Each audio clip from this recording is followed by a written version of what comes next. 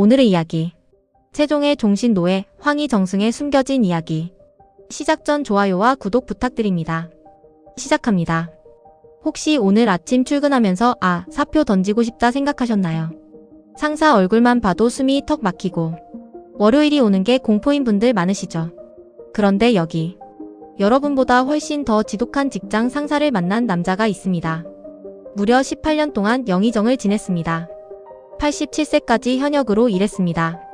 사표를 무려 수십 번 던졌지만 번번이 까였습니다. 오늘의 주인공, 청백리의 상징이자 조선 최고의 정승 황희입니다. 우리는 황희 정승하면 인자하고 가난한 할아버지만 떠올리죠. 하지만 실록을 파헤쳐보면 깜짝 놀랄 이야기가 가득합니다. 세종대왕은 왜 그를 놓아주지 않았을까요? 황희는 정말 법 없이도 살 성인이었을까요? 지금부터 우리가 몰랐던 황희의 진짜 인생을 탈탈 털어보겠습니다. 사실 황희는 세종대왕의 적수였습니다. 태종 임금이 셋째 아들 충녕대군을 세자로 세우려 할 때 황희는 목숨 걸고 반대했습니다. 장남인 양녕대군을 폐하면 안 됩니다. 결국 노한 태종에 의해 유배를 떠나게 되죠. 보통 이 정도면 인생 끝난 겁니다. 세왕이 즉위하면 죽거나 평생 유배지에 있어야 하죠. 그런데 여기서 세종의 무서운 점이 나옵니다. 세종은 자기를 반대했던 황희의 일처리 능력을 알아본 겁니다. 저 영감님 머리는 진짜 좋아. 데려와서 일 시켜야겠어. 서기 1422년 세종은 유배지에 있던 황희를 불러 올립니다. 여러분, 이때 황희의 나이가 이미 60세였습니다. 지금으로 치면 정년 퇴직하고 손주 볼 나이죠. 황희는 생각했을 겁니다. 잠깐 얼굴만 비추고 은퇴해야지. 하지만 그건 황희의 착각이었습니다. 조선 역사상 가장 지독한 워커홀릭 상사와의 만남이었으니까요. 세종 13년부터 31년까지 황희는 무려 18년 8개월 동안 영의정 자리를 지킵니다. 조선 왕조 500년을 통틀어 압도적인 1위 기록입니다. 여기서 재미있는 팩트 하나 알려드릴까요? 실록을 보면 황희가 사직서를 낸 기록이 수없이 나옵니다. 공식적인 것만 10번이 넘고 비공식적으로는 20번에 가깝다는 해석도 있죠. 저나 늙어서 귀가 안 들립니다. 저나 허리가 아파서 걷지를 못합니다. 저나 이가 다 빠져서 음식을 못 씹습니다. 세종대왕의 답장은 늘 똑같았습니다. 아직 정정하시구먼. 그냥 앉아서 일해. 걷기 힘들면 가마 타고 오고. 심지어 황희가 눈병이 나서 앞이 안 보인다고 하자 세종은 어이를 보내 치료하게 한 뒤 이렇게 말합니다. 이제 좀 보이지? 자, 다시 일하자. 이쯤 되면 거의 종신 계약 아닌가요? 시청자 여러분, 상사가 눈 고쳐줬으니까 야근해라고 하면 어떨 것 같습니까? 자, 이제 좀 진지하고도 충격적인 이야기를 해볼까 합니다.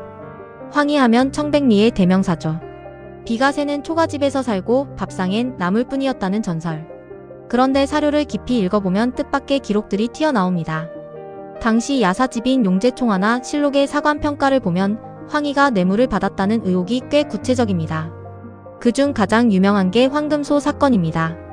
어떤 사람이 재판을 잘 봐달라고 황희에게 황금으로 만든 소를 보냈다는 기록이죠. 또한 사위의 살인사건을 덮으려 했다는 기록도 실록에 엄연히 존재합니다. 우리가 알던 황희가 아니네? 싶으시죠? 당시 사관들은 황희를 평가할 때 재주는 뛰어나나 청렴함은 부족하다고 적기도 했습니다.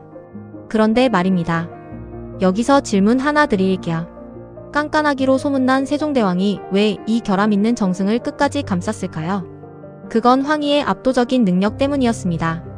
복잡한 행정 절차를 칼같이 해결하고 신하들 사이의 갈등을 조율하는데 황희만한 천재가 없었거든요.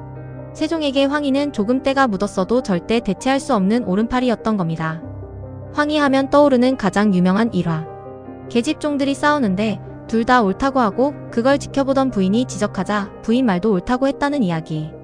우리는 이걸 너그러움으로만 해석하죠. 하지만 제가 드리고 싶은 해석은 좀 다릅니다. 조선 정치는 피 튀기는 전쟁터였습니다. 한마디 잘못하면 가문이 멸문지화를 당하던 시대죠. 황희는 그 살얼음판 위에서 18년을 버텼습니다. 내 말도 옳다는 말은 상대방을 적으로 만들지 않으면서도 자신의 권위를 지키는 고도의 정치적 유연성이었던 겁니다. 그는 집에서는 허물없는 할아버지였지만 조정에서는 호랑이 같은 존재였습니다. 실제로 후임 정승들이 황희의 결재를 받으러 갈 때 황희의 눈빛이 너무 매서워 벌벌 떨었다는 기록도 있습니다. 부드러움 뒤에 숨겨진 서슬퍼런 칼날. 그것이 80대 노인이 권력의 정점을 지킨 비결이었겠죠. 서기 1449년, 세종 31년, 마침내 세종대왕이 황희의 은퇴를 허락합니다. 황희의 나이 무려 87세였습니다. 임관한 지 60년 만에 맞이한 진짜 퇴근이었습니다. 하지만 황희는 은퇴 후에도 편히 쉬지 못했습니다. 세종이 죽고 문종이 즉위하자 또 불려나갑니다. 어르신, 나라가 어지러우니 도와주세요. 결국 황희는 90세의 나이로 숨을 거둘 때까지 조선이라는 나라를 위해 자신의 모든 에너지를 쏟아붓습니다. 임진강 변에 있는 방구정. 황희가 갈매기와 벗하며 살고 싶어 지은 정자입니다. 그곳에 가면 지금도 유유히 흐르는 강물을 볼 수 있습니다. 사표를 품에 안고도 차마 던지지 못했던 노정승의 고뇌가 바람 소리에 섞여 들리는 듯합니다.